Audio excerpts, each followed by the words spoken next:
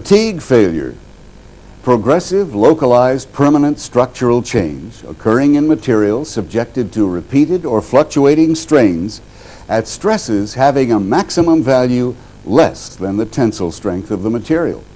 This is the definition of fatigue failure. What is so interesting and puzzling about fatigue and the ultimate fracture it can cause is that the stress of repeated and fluctuating strains never exceeds the tensile strength of the material. In the initial stages, there are rarely any visible signs of fatigue, yet repetitive cycles of stress eventually form microscopic cracking. The cracks propagate. Eventually, fracture occurs. Fatigue fracture is a process occurring in 3 stages. 1, initiation. The repetitive stressing causes submicroscopic damage to the metal's crystal structure, leading to microcracks.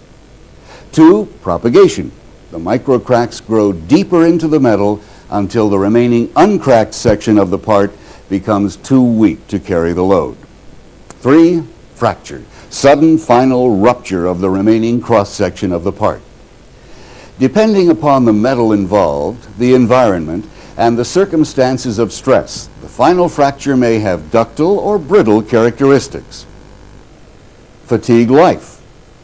Predicting the fatigue life of a part or component is complicated. The part can be highly sensitive to small changes in loading conditions and local stresses. The local surface characteristics and the microstructural characteristics of the material also play an important part.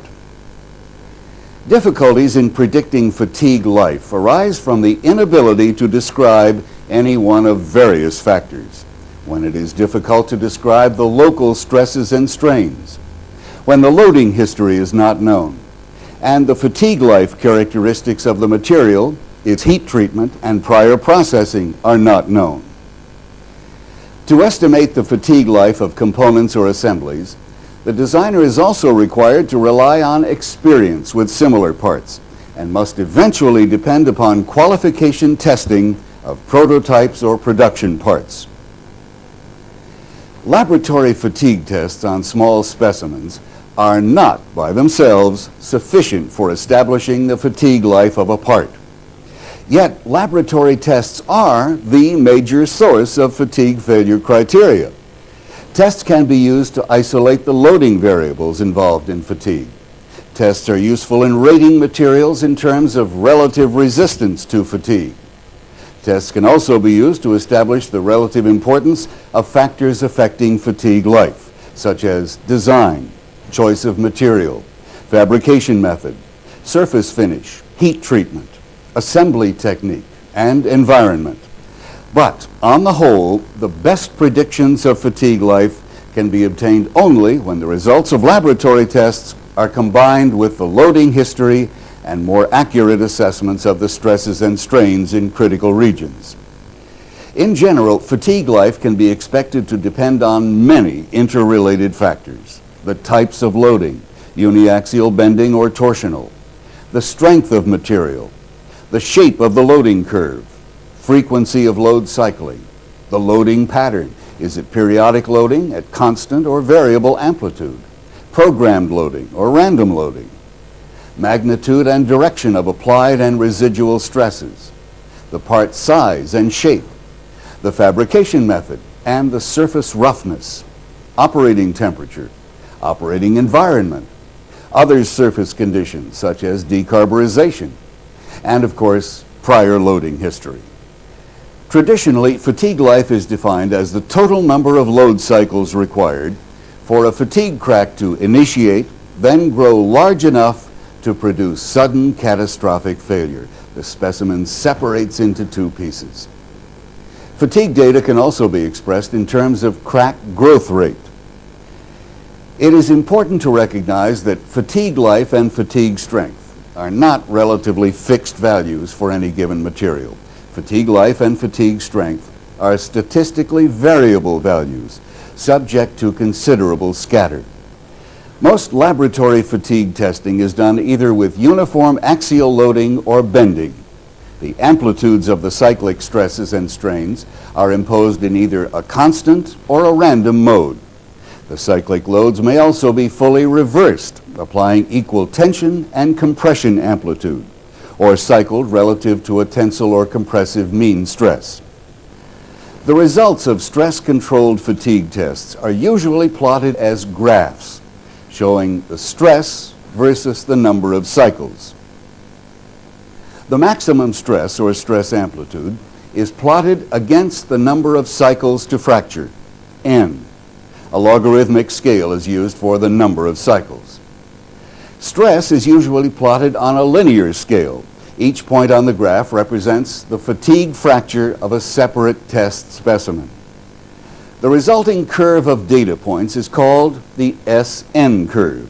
A typical SN curve for AISI 2340 steel shows that the number of cycles the metal can endure before failure increases with decreasing stress.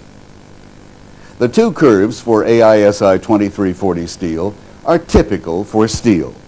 The steel is subjected to constant amplitude cyclic stresses, appearing as a fairly straight sloping portion at the low cycle section of the SN curve, then straightening into a horizontal line at higher cycles. An SN curve usually represents the median life for a given stress. Median life is the life that half the specimens attain or surpass and half fail to attain. The fatigue lives of even supposedly identical parts may scatter over a very wide range. Since so many uncontrollable variables are involved, fatigue failure tends to be described in terms of probability. That is, fatigue failure is highly subject to statistical analysis. The horizontal portion of an SN curve represents the maximum constant amplitude stress that a relatively ductile ferrous metal can withstand for an infinitely large number of cycles with a 50% probability of failure. This is called the fatigue limit, or the endurance limit. In ferrous metals, this fatigue limit may disappear if a single overload cycle is imposed at some time during the testing. Also, most non-ferrous and relatively hard brittle ferrous metals do not exhibit a fatigue limit. Instead, when the number of cycles is high, their SN curves continue to drop at a slow rate. Instead of reporting the fatigue limit for these metals, the fatigue strength is noted, or the stress to which the metal can be subjected for a specified number of cycles. Because no standard number of cycles exists, each table of fatigue strengths must specify the number of cycles for which the strengths are reported. Another factor complicating the prediction of fatigue life is the effect of stress concentration. Structural discontinuities that concentrate stresses in a material present a more complex problem, requiring both stress and strain concentrations to be determined. Structural discontinuities are sharp internal corners, notches, holes, or scratches, which act as stress razors.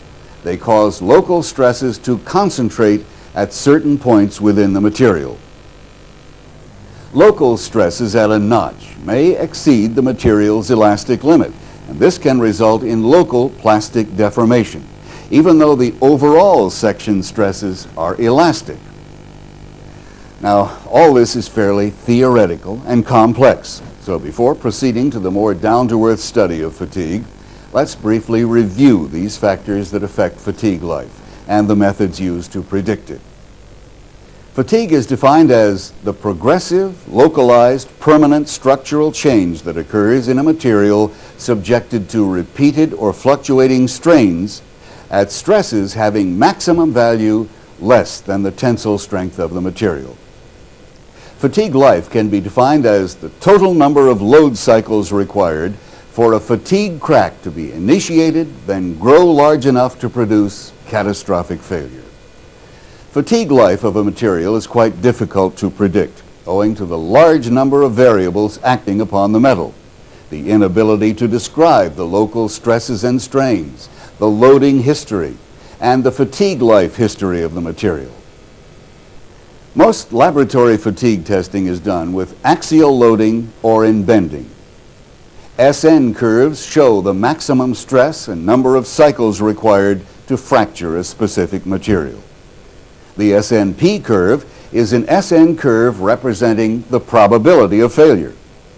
The slope of an SN curve does not level off at high cycles for most non-ferrous metals and some very hard ferrous metals, but gradually continues downward. Stages of fatigue fracture. The fracture surface that results from fatigue failure usually has a characteristic appearance. This characteristic appearance reveals the three progressive stages of fracture. The initiation stage is extremely difficult to see, even with the electron microscope. The submicroscopic alterations of the metal's crystal structure may exist within the patterns of the atoms that make up the crystal. But these irreversible changes do exist. They result from the repetitive shear stressing of the crystals at levels well below the tensile strength of the metal and even below the yield strength of the metal. This initiation stage of fatigue is difficult to envision and even difficult to describe. But these unseen, gradual, submicroscopic crystalline changes do exist and do tend to accumulate. Eventually, tiny cracks form at one or more locations, and the failure enters the second stage, propagation. From a practical standpoint, propagation is the most important stage in terms of identifying the type of failure. At this stage, the crack changes direction. The crack originates due to the shear stress direction in stage 1. But in stage 2, the crack changes to a direction perpendicular to the maximum tensile stress. This is the same as the direction of brittle fracture. The tip of the crack gradually progresses through the metal. The crack deepens and weakens the part as it goes.